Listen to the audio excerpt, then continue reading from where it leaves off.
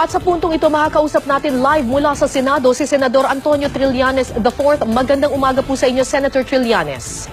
Magandang umaga po sa inyo, Ms. Cara. Okay, sir, tutol po kayo dito sa pagdedeklara ng martial law ni Pangulong Rodrigo Duterte sa Mindanao. Ano sa tingin ninyo ang dapat gawin ng Pangulo para tugunan yung problema ng terorismo sa Marawi City?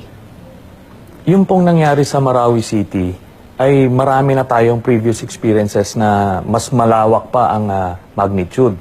Yung Ipil Massacre noong 1995, yung all-out war sa Central Mindanao, yung Kabatangan Siege, itong recently yung Zamboanga City Siege.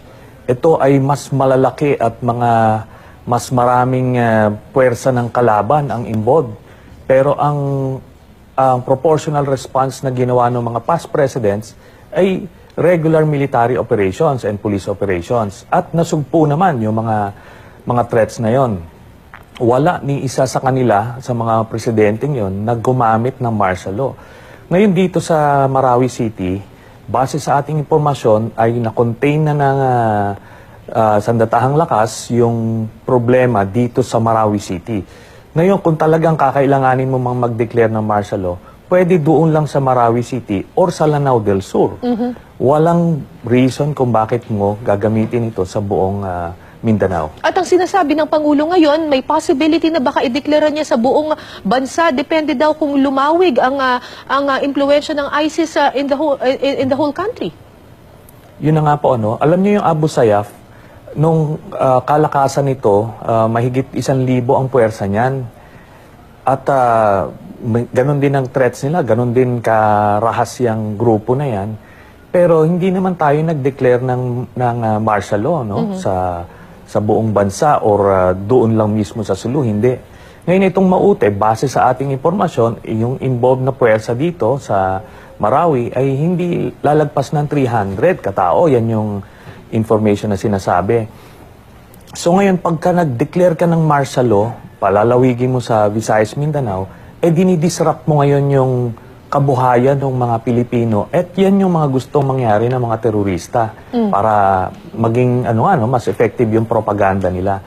So ako naniniwala rito, yung pananakot niya ni President Duterte ay dahil gusto niya yan. Hindi dahil sa threat ng Maute o kung sino man, kundi dahil gusto niya talagang mag-declare ng martial law para nga dyan siya dyan siya nagtatribe o mas feeling na mas effective siya pagkakontrolado niya ang lahat ng sektor ng lipunan. So ang sinasabi ninyo, sir, itong pagdedeklara ni Pangulong Duterte ng martial law is in fact helping yung propaganda ng Maute Group? Ganun po yan, ano? Ang sinasabi nga nila, makita nyo yung ginagawa dun sa Estados Unidos, yung 9/11, at yung mga iba't ibang mga random na bombings doon. Hindi nila dinidisrupt yung yung way of living nila kasi nga yun yung gustong mangyari ng mga terorista. So pagka lalo mong pinaigting yung mga ganyan, kagaya nitong martial law sa Mindanao, lalo silang pakiramdam nila nagiging effective sila. At the same time, tayo ngayon nasisira ngayon yung yung economic activity mo, yung paghihikayat mo ng mga turista at mga foreign investors na gagawa ng trabaho dyan sa Mindanao, wala na. At nag-aalisa na base sa ating impormasyon. Okay. Maraming salamat po sa inyo, Senador Antonio Trillanes IV. Thank you, sir, for your time.